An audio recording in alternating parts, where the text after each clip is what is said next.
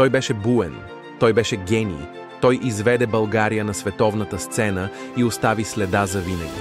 Това е историята на Христо Стоичков, най-голямата футболна легенда на България.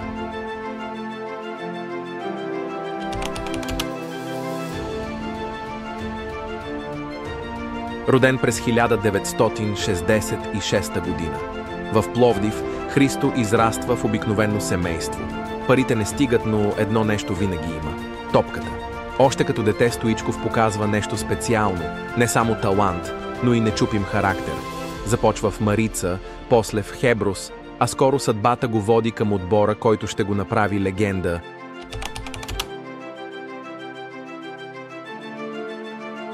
1985 година. Христо подписва с ЦСКА и започва да показва на какво е способен. Бърз, агресивен, безмилостен, той не просто играе, той воюва на терена. Но характерът му носи и проблеми. След скандалния финал срещу Левски през 1985 година. Той е наказан за цяла година. Вместо да се предаде, Стоичков се връща още по-силен. През 1989 година. Вече няма кой да го спре. Той става голмайстор на Европа с 38 гола и печели златната обувка. Големите клубове започват да го забелязват. –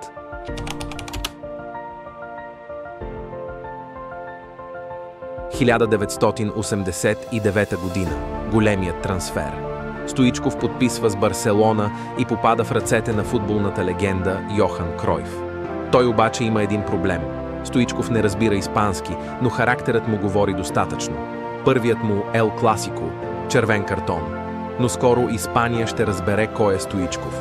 С Кройф и Дрим Тима на Барселона той печели 4 титли на Ла Лига и най-важното – Шампионската лига през 1992 година. Барселона се влюбва в него.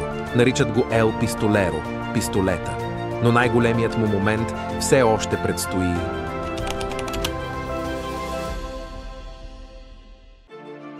САЩ 1994. България прави немислимото. С победа над Гърция и Аржентина излизаме от групата. Но истинската приказка започва срещу Германия.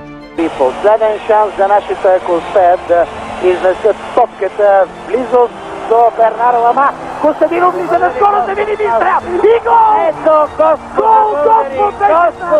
Господ е българин! Не зная какво ще става тази вечер в Париж, уважаеми зрители. Германия пада. България е на полуфинал. Стоичков става голмайстор на първенството и печели златната обувка. Никога преди и никога след това България не е стигала толкова далеч. Кулминацията. 1994. Стоичков печели златната топка. България вече има футболен бог.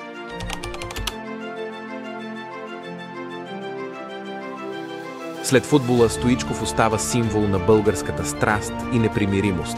Журналист, бизнесмен, каквото и да прави, той винаги ще бъде Христо Стоичков, човекът, който показа на света какво значи България. И последен шанс за нашите, ако успеят да изнесат топката в близост до Бернар Лама. Костадинов влиза на скорост, да види стрел. И гол! Ето, Господ е българин! Не зная какво ще става тази вечер в Париж, уважаеми зрители.